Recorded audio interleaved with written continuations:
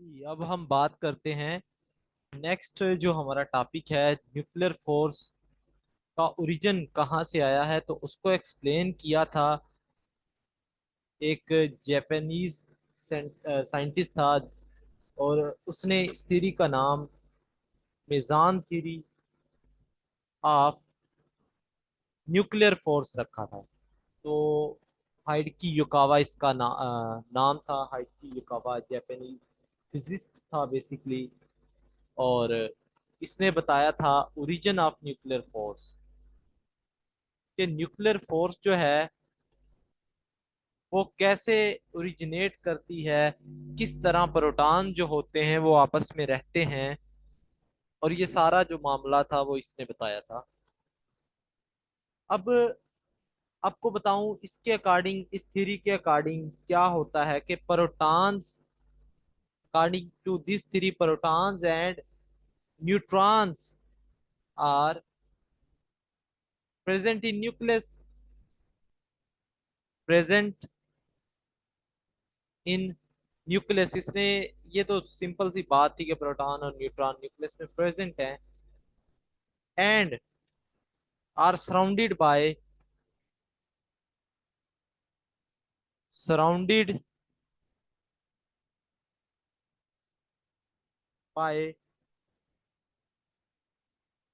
Positively, negatively and neutral particles, जिनको आप आगे चल के नाम देते हो pi positive, pi negative and pi neutral. तो pi positive meson, pi negative meson and pi neutral meson. Sir ये बात की थी जापानीज साइंटिस्ट ने कि प्रोटॉन और न्यूट्रॉन जो होते हैं ये न्यूक्लियस में रहते हैं, और इनके इर्द गिर्द जो कुछ पार्टिकल्स होते हैं उनको मिजान पार्टिकल्स कहते हैं। और वो तीन तरह के होते हैं, जैसे प्रोटॉन न्यूट्रॉन इलेक्ट्रॉन है, वैसे ही वो होते हैं। पॉजिटिव चार्ज रखते हैं, कुछ नेगेटिव चार्ज रखते हैं और कुछ न्यूट्रल होते हैं। लेकिन एक बात आपको बताता जाऊं, ये मासलेस पार्टिकल है, तो इट मींस ये एनर्जी टाइप पार्टिकल्स होते हैं। ये मास नहीं रखते, इनका मास नहीं होता, ठीक है, लेकिन ये चार्ज कैरी करते हैं। अब ये काम क्या करते हैं मैं आपको बताता हूँ। ये जो तीन तरह के पार्टिकल हैं, positive, pi negative and pi neutral.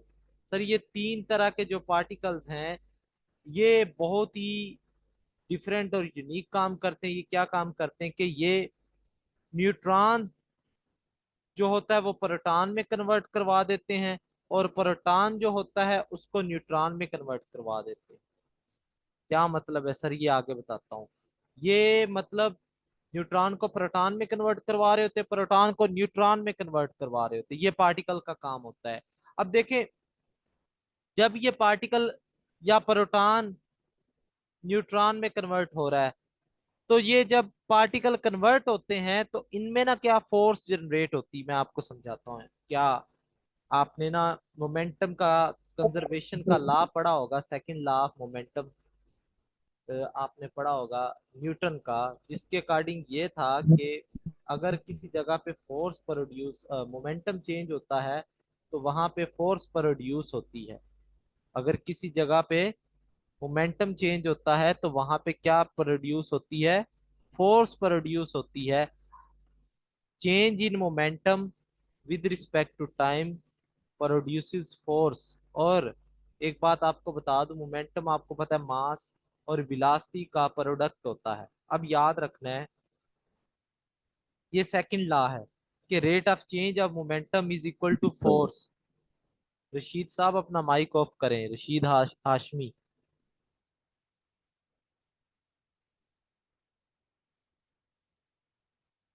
Kindly अपने माइक ऑफ रखा करें जब आप मीटिंग ज्वाइन कर लिया करें, ताकि दूसरों के लिए डिस्टरबेंस पैदा ना हो। अच्छा, ये बात हम कर रहे थे कि जब मोमेंटम चेंज होता है यानी, तो तब फोर्स प्रोड्यूस होती है। इस बात को हमने समझना है। देखें, ये जो प्रोटॉन है ये कंटिन्यूसली कन्वर्ट हो रहा है किसमें, न्यूट्रॉन में, और न्यूट्रॉन किसमें कंटिन्यूसली कन्वर्ट हो रहा है, प्रोटॉन में।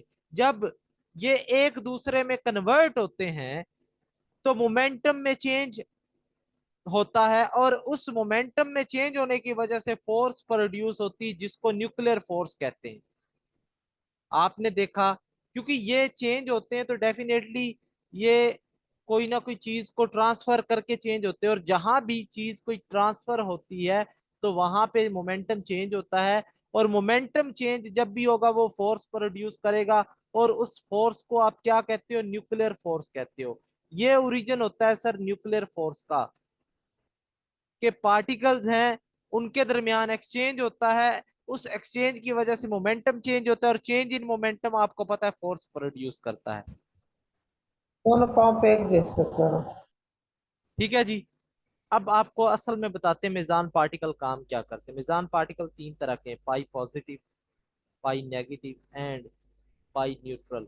सर अब देखिएगा, समझिएगा बात को, कि अगर आप कहें कि जब प्रोटॉन न्यूट्रॉन में चेंज हो रहा हो तब कैसे होगा? प्रोटॉन बेसिकली पॉजिटिव चार्ज रखता है तो ये टूट जाता है न्यूट्रॉन में, और प्लस ये इमिट करता है पाई पॉजिटिव पार्टिकल। अगर आप दोनों साइड्स को बैलेंस करें तो न्यूट्रॉन के ऊपर जीरो चार्ज होता है और मास इसका वन होता है, प्रोटॉन के ऊपर चार्ज भी वन है, मास भी वन है। तो जरा इसको काउंट करो, इसका ऊपर चार्ज है वन है, तो लेफ्ट साइड और राइट साइड बराबर है, तो इसका मतलब ये है कि प्रोटॉन न्यूट्रॉन और पाई पॉजिटिव पार्टिकल में टूट सकता है, इसका ये मतलब है। दूसरी बात, अगर आप बात करो सर जब न्यूट्रॉन प्रोटॉन में टूटता है तो कौन से पाई मीजान को एक्सचेंज करता है या रिलीज करता है? तो न्यूट्रॉन न्यूट्रल होता है। तो याद रखे, जब न्यूट्रॉन टूटता है तो प्रोटॉन बनाएगा एक तो, और पाई नेगेटिव बनाएगा। सर कैसे? आपको पता है प्रोटॉन के ऊपर प्लस वन का चार्ज होता है, पाई नेगेटिव के ऊपर माइनस वन का चार्ज होता है, और इसका मास वन होता है, मास इसका वन होता है और इसका मास जीरो होता है। तो लेफ्ट साइड चेक कर लें सर और राइट साइड चेक कर लें, बराबर है। तो इसका मतलब ये है कि न्यूट्रॉन जो है तो वो टूट सकता है किसमें? प्रोटॉन और पाई नेगेटिव निजान पार्टिकल। इसके बाद अगर न्यूट्रॉन न्यूट्रॉन की कन्वर्जन हो या न्यूट्रॉन प्रोटॉन प्रोटॉन की, तब वो न्यूट्रल पाई मिजान को एक्सचेंज करते हैं। ये ज्यादा इंपॉर्टेंट नहीं है, बाकी दो जो पहले वाले वो इंपॉर्टेंट है। ठीक है।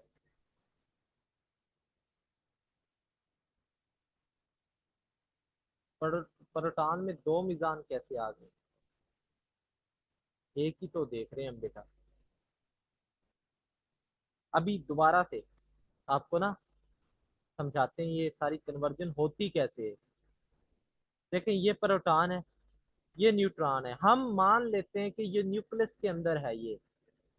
अब हम कहते हैं कि लेट प्रोटॉन कन्वर्ट हो रहा है इनटू न्यूट्रॉन, हम ये मान लेते हैं, सपोज कर लेते हैं। तो आप क्या करोगे सर? प्रोटॉन कन्वर्ट करवा रहे हो इसको, प्रोटॉन को न्यूट्रॉन को वैसे रखा हुआ है आपने, तो प्रोटॉन कन्वर्ट होकर क्या इसकी जगह हम क्या लिख सकते हैं? न्यूट्रॉन प्लस पाई पॉजिटिव लिख सकते हैं इस प्रोटॉन की जगह भी, हमने देखा जब कन्वर्जन होती है। और ये वाला जो न्यूट्रॉन था ये वैसे का वैसा रहेगा सर। अब ये न्यूट्रॉन इसके साथ मिलेगा और दोबारा से क्या बना देगा?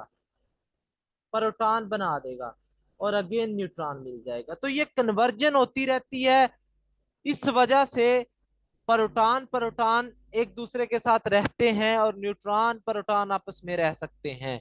ये रीजन होती है कि प्रोटॉन न्यूट्रॉन में कन्वर्ट हो रहा होता है, न्यूट्रॉन प्रोटॉन में, बाय एक्सचेंजिंग पाए मिजान पार्टिकल। अब वो जब एक्सचेंज करते हैं तो उनके दरमियान फोर्स जनरेट हो जाती है, उस फोर्स को कहते हैं न्यूक्लियर फोर्स। अब इस तरह एक और मिसाल ले लेते हैं। लाइक आपके पास न्यूट्रॉन है और प्रोटॉन है, हम कहते हैं कि न्यूट्रॉन कन्वर्ट हो रहा है प्रोटॉन में, तो हम इसको तोड़ते हैं, पाइप नेगेटिव यहाँ इमिट होगा, ये न्यूट्रॉन और ये प्रोटॉन वैसे का वैसा। अब यहाँ पे ये मौजूद है सराउंडिंग में, तो ये प्रोटॉन इसके साथ कंबाइन कर जाएगा क्योंकि पॉजिटिव नेगेटिव, तो ये अगेन न्यूट्रॉन बना देंगे। देखिए प्रोटॉन ये सेकंड से भी कम टाइम में होते हैं, तो अगेन ये सारा काम रिपीट होता रहता है, प्रोटॉन न्यूट्रॉन में जा रहे हैं, न्यूट्रॉन प्रोटॉन में जा रहे हैं। तो ये सारा जो काम है ये चलता जाता है जी। तो ये थ्योरी थी बेसिकली हाइडकी युकावा की, जो बताती है न्यूक्लियर फोर्स कैसे पैदा होती है, उसका ओरिजिन क्या है, और सारी बातें हमने डिस्कस कर ली हैं। और आखिर में बताता जाऊं, जो लोग सेशन ज्वाइन करना चाहते हैं तो कल लास्ट डेट है फी सबमिटेड की, फी सबमिशन की। तो आप लोग पे कर सकते हैं अपनी फीस, 3500 फीस है मुकम्मल सेशन की। और ये आपकी स्क्रीन पे नंबर शो हो रहा है, इस पे आप रब्ता कर सकते हैं। और इसी तरह हमारी डेली क्लासेस हुआ करेंगी, 100 डेज का सेशन है, रिकॉर्डेड लेक्चर भी आपको प्रोवाइड किए जाएंगे। और कोई सवाल है बेटा आप लोगों का तो माइक ऑन करके पूछ सकते हैं जी। Any question? सर जो रिकॉर्डेड लेक्चर्स होंगे वो वीडियो के साथ होंगे या ऑडियो के साथ, मतलब उसमें हमारी जो स्क्रीन शेयर है? हाँ जी, ये सारा वीडियो के साथ होंगे बेटा, ऑडियो के साथ रिकॉर्डेड लेक्चर का क्या फायदा। नहीं सर जी, कुछ होते हैं ना, मतलब कुछ करते हैं ऑडियो में, तो नहीं, इसलिए मैं ऑडियो में कंफर्म। पता नहीं बल्ला आलम कौन लोग करते हैं, लेकिन हमारा तो 4 साल होने वाले हैं ऐसे ही करते हैं। जैसे अब आपको ये स्क्रीन नजर आती है, आपने देखे नहीं हमारे ऑडियो लेक्चर वीडियो लेक्चर जो सेंड किए हुए हैं। नहीं सर जी, मैं उस ग्रुप में नहीं हूँ, मैं तो मतलब वैसे आप सिर्फ डेमो क्लासेस आपकी ले रही हूँ, तो मेरे पास रिकॉर्डेड लेक्चर्स नहीं आते, मैंने इसलिए कंफर्म। नहीं, हमने सेंड किए हैं, तो आप देखें उसमें वीडियो लेक्चर्स हैं प्रॉपर एक्सप्लेनेशन में सारी चीजें। हाँ जी, और किसी का कोई सवाल?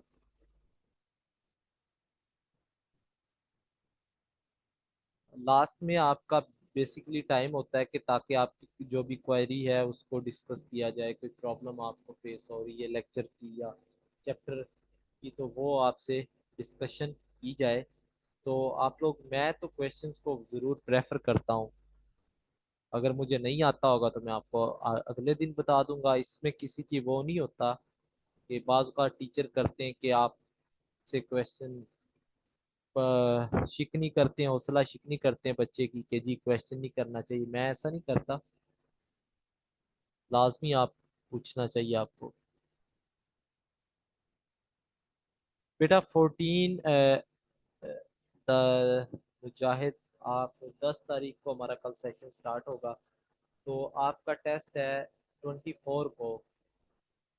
तो आप ये देखें, हम तकरीबन 14 चैप्टर में आपको करवा दूंगा, यानी फिजिकल का जो एफपीएससी का फिजिकल वाला पोर्शन है वो मैं आपको करवा दूंगा। उसमें 10-12 चैप्टर है ना, वो आपके मैं करवा दूंगा। अगर वो आपने कर लिए तो आपकी फिजिकल मेजर पोर्शन है, और इसमें से ज्यादा एमसीक्यूज आते हैं। तो बाकी मैं आपको गारंटी नहीं दूंगा। डेफिनेटली आप बाद में मुझे कहें कि सर आपने 10 दिनों में कहा था तैयारी हो जाएगी, तो 10 या 14 दिनों में, 13-14 दिनों में बेटा इतनी तैयारी नहीं है, एफिशिएंसी नहीं है कि बंदा केमिस्ट्री कर सके। तो इतना है कि 13-14 चैप्टर जो हैं वो आपको मैं ज़रूर करवा दूंगा। लेकिन बाद में हाँ 20-25 मार्क्स इंशाल्लाह आपके कवर हो जाएंगे। जो एफपीएससी का सिलेबस है ना, उसके जितने चैप्टर हैं फिजिकल वाले वो सारे मैं करवा दूंगा। तो 20 मार्क्स आपके 20 से 25 से इंशाल्लाह कवर हो जाएंगे। अगर आपने एफर्ट करके तैयारी की, जैसे मैंने तैयारी करवाई और जो चीज़ मैंने आपको कही, तो इंशाल्लाह ये हो जाएगा। पास मार्क्स के लिए ना करें बेटा, पास तो हो ही जाना है। एफपीएससी कौन सा टॉप लेकर बैठे हैं, आसान टेस्ट होंगे। अगर आपने जैसे हमने पढ़ाया, आप 50 में से 50 मार्क्स ले सकते हैं केमिस्ट्री में से, ये मैं गारंटी देता हूँ आपको। आप 3 माह की तैयारी करें और फिर देखें कि आपको फर्क महसूस होगा इंशाल्लाह। केमिस्ट्री कोई रॉकेट साइंस नहीं है। पता नहीं आप लोगों ने किन लोगों से पढ़ी है जो आपको सिर्फ डराते आ रहे हैं कि रट्टा लगाना है, ये है वो है। जब आप पढ़ेंगे ना तो फिर आपको इंशाल्लाह पता चलेगा कि जी केमिस्ट्री वाकई कोई चीज़ है। प्रोटॉन बेसिकली बेटा, प्रोटॉन के अंदर जो चीज होती है वो होती है क्वार्क्स, ठीक है। और इनके दरमियान जो एक्सचेंज हो रही होती है वो ग्लूऑन की एक्सचेंज है। ये सिर्फ एक प्रोटॉन के अंदर की बात हो रही है। और अगर आप बात कर लो दो प्रोटॉन की, या प्रोटॉन न्यूट्रॉन की, या न्यूट्रॉन न्यूट्रॉन की। तो इनके दरमियान जो एक्सचेंज होती है वो मीजान एक्सचेंज है, बस ये तो बात है। ठीक है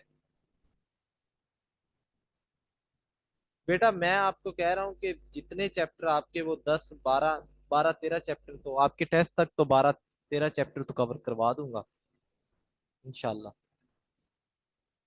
बाकी का मैं आपको नहीं कहता, फिजिकल का जितना पोर्शन है वो मैं दिन रात आपके लिए मेहनत करूंगा और आप वो करवा दूंगा आपको, ताकि जिन लोगों का 31st को टेस्ट है, जैसे आपका 24 को है, वो तो कम से कम तैयारी करें, और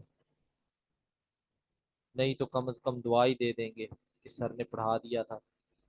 तो ये बेटा बात थी, इन सब के दरमियान मेज़ान एक्सचेंज होती है। और अगर प्रोटॉन या न्यूट्रॉन अलग अलग से डिस्कस करें तो उनके दरमियान ग्लूऑन एक्सचेंज होती है। हाँ जी, और किसी का कोई सवाल? ये चीजें आपको कोई बताता नहीं है ना, मसला ये है। आपको कोई बताए तो फिर ये रूटीन में चीजें आ जाएं। नई चीजें समझ रहे हैं आप, सीख रहे हैं, आपको पता चलता है सर ये डेप्थ में चीज है, ये प्रोटॉन है, ये ग्लूऑन है, ये ऐसी चीज है। तो ये रूटीन में कोई टीचर भी नहीं बताता आपको, मे भी उनको आइडिया नहीं है फिजिकल। इसीलिए मैं कहता हूँ फिजिकल के साथ जस्टिफिकेशन मतलब कोई कोई ही करता है। तो इसलिए हर बंदे की फिजिकल स्ट्रांग नहीं होती। मैं ये नहीं कहता मेरी स्ट्रांग है, मुझे भी बहुत सी चीज़ें मतलब सीखने पड़ती हैं, दोबारा से रिवाइज करनी पड़ती चीज़ें। और फिजिकल है ब्रांच कॉन्सेप्चुअली, और आप डेप्थ में चले जाते हो। मैं रास्ते की बात नहीं करूँगा फिजिकल में। एमसीक्यूज मैं ड्यूरिंग लेक्चर आपसे पूछता हूँ कि जो कॉन्सेप्ट होते हैं उनके रिलेटेड एमसीक्यूज। और वैसे मैं आपको एमसीक्यूज के कोई 150 के करीब पीडीएफ चैप्टर वाइज है वो शेयर कर दूंगा। वो आप डेली बेसिस पे उनको भी देखते रहो। वो कल ही हम जैसे सेशन हमारा कल स्टार्ट हो रहा है, तो वो पीडीएफ हर चैप्टर के आपको 50 50 60 60 एमसीक्यूज जो होंगे वो मिल जाएंगे। तो वहां से भी आप तैयारी करते रहें, साथ आंसर्स भी होंगे उनके, तो आपकी तैयारी बेहतरीन हो जाएगी इंशाल्लाह। ये मसला ही नहीं है। हाँ जी, और कोई सवाल किसी का?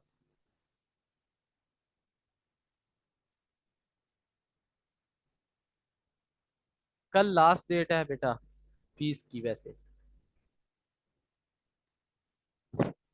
तो कल आप कोशिश करें, बार बार ये मौके नहीं मिलते कि आपको इतनी फीस में 3500 रुपए में आपको 3.5 माह या 3 माह कोई बंदा पढ़ाए। ये मौका आपको नहीं मिलेगा बाद में। आप अगर मुझसे पढ़ेंगे मे भी दोबारा ये चांस आपको ना मिले। तो कोशिश करें इसको मिस ना करें। ठीक है जी। अगर कोई सवाल नहीं है तो फिर हम मीटिंग एंड करते हैं।